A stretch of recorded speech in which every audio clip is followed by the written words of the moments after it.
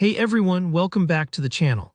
Today I'm going to show you exactly how to use the dial gauge visual in Power BI, a fantastic, easy-to-read way to compare your current numbers to a target. By the end of this tutorial, you'll be able to set up a gauge that gives you instant visual feedback on progress, perfect for dashboards or executive reports. If you've ever wanted to quickly answer how close are we to hitting our goal, this is the tool for you. Let's dive right in and I'll walk you through step by step. So first things first, let's open up Power BI Desktop.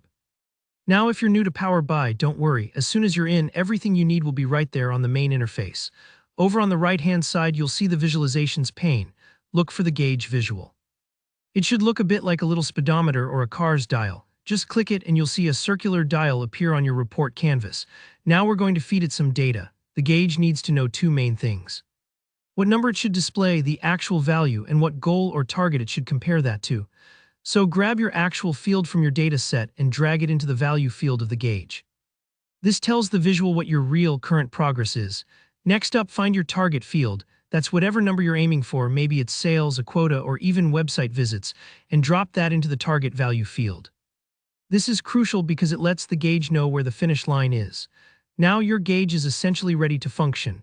It'll show your current value as a fill on the dial, and your target is usually shown as a marker line. But before you're done, it's really important to properly configure your gauge's minimum and maximum values. By default, the minimum is set to 0, but you can adjust this manually. If your actual numbers will never dip below, say, 20, you might want to set 20 as the minimum so your gauge isn't misleading. Then set your maximum. This can be a hard number. You might know that 100 is a logical maximum for your data. But sometimes it's smarter to have it change based on your target. For example, you can set the maximum as your target, or even give yourself a little more breathing room by setting it to 120% of your target.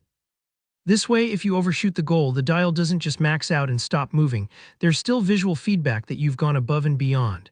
To recap, the target value you set creates that indicator on the dial. It's essentially your goalpost. The value, or actual, is what fills up the dial, so you can instantly see how close you are in a way that's way more intuitive than looking at a regular bar chart. It's just like checking your car's speedometer. You instantly know how fast you're going compared to what's safe or allowed. And there you go, your Power BI dial gauge is set up and ready to visually track progress. Take a moment to adjust your fields or values if needed, and don't worry if you have to tweak things a couple times to get exactly what you want. That's normal. If you found this tutorial helpful, give it a thumbs up, and if you have any questions, pop them in the comments. I love hearing your scenarios and helping out. And of course, subscribe for more easy-to-follow Power BI tutorials and data tips. Thanks for watching and see you in the next video.